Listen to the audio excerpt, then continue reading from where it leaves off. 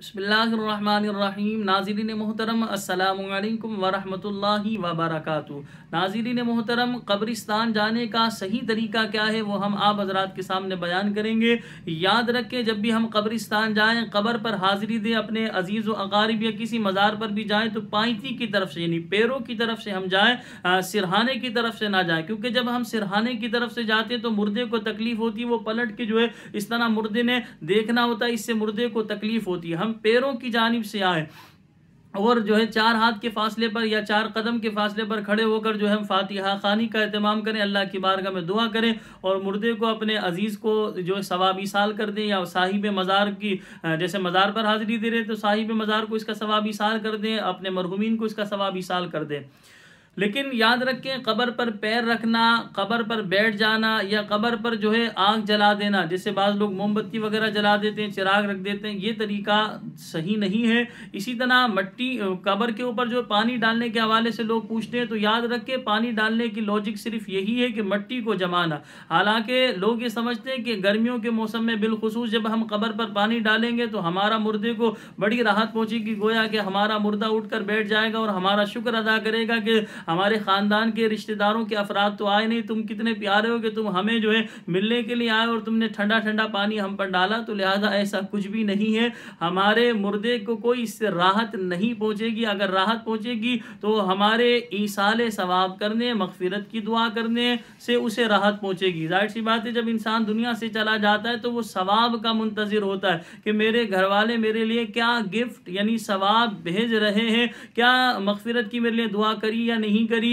या मुझे क्या क्या सवाब भेजा गया। तो मुर्दा जो है वो सवाब का मुंतज़िर होता है, मुर्दा इन चीज़ों की, ये मादी चीज़ों का जो है मुंतज़िर नहीं होता। तो बहरहाल हम जो है कब्र के ऊपर पानी डाल सकते हैं, लेकिन पानी की लॉजिक सिर्फ इतनी है, मिट्टी को जमाना। मिट्टी जमी हुई है तो पानी डालने का कोई फ़ायदा नहीं। हाँ, फूल पत्तियां वगैरह आप डालें, फूल पत्तियां जब तक तर रहती हैं तो इससे जो है ये अल्लाह का जिक्र करती हैं और इससे मुर्दे को भी उनसियत होती है। तो कब्र पर बैठना मना है, कब्र पर चलना मना है, कब्र पर लेटना मना है, कब्र पर आग जलाना मना है, जैसे चिराग रख देते हैं या मोमबत्ती जला देते ये मना है। अगर कोई नया रास्ता निकाला गया कब्रिस्तान में तो उस नए रास्ते पर चलना भी ये मना होता है, क्योंकि मुर्दों को यानी जाहिर सी बात है मुर्दों को हटाकर यानी कि उन कब्रों को ख़त्म करके मिसमार करके नया रास्ता निकाला जाएगा, तो उस नए रास्ते पर चलना भी मना होता है। जब हम कब्रिस्तान आएंगे तो पाइती की तरफ से जो है यानी मुर्दे के पैरों की तरफ से हम आएंगे और 4 कदम के फासले पर खड़े होकर फातिहा खानी का एहतमाम करें। लेकिन हमारे यहाँ आजकल फी ज़माना इतनी जगहें नहीं होती कि एक कब्र के बाद इतना फासला हो कि 4 कदम का फासला हो। बहरहाल पाइती की तरफ से आकर हम इस तरह सीधी मुर्दे का जो सीधा हाथ पड़ेगा सीधी तरफ खड़े होकर जो है हम फातिहा खानी का एहतमाम करें, अल्लाह की बारगाह में दुआ करें। जब हम कब्रिस्तान जाएं तो कब्र की यानी कि जब जो मुर्दों को सलाम किया जाता है, सलाम करें, अस्सलामु अलैकुम या अहलल कुबूर यगफिरुल्लाहु लना व लकुम, ये दुआ इस तरह पढ़ लिया करें, मुर्दों को सलाम किया करें।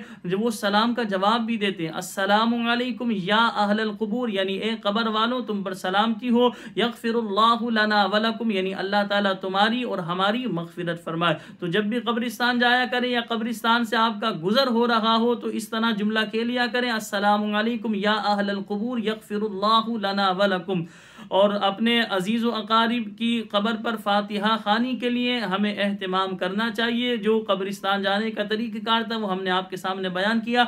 अल्लाह करीम की बारगाह में दुआ है कि अल्लाह पाक हम सबको अमल की तौफ़ीक़ अता फ़रमाए। मुझे अपनी दुआओं में याद रखिएगा। अस्सलामु अलैकुम व रहमतुल्लाहि व बरकातुहू।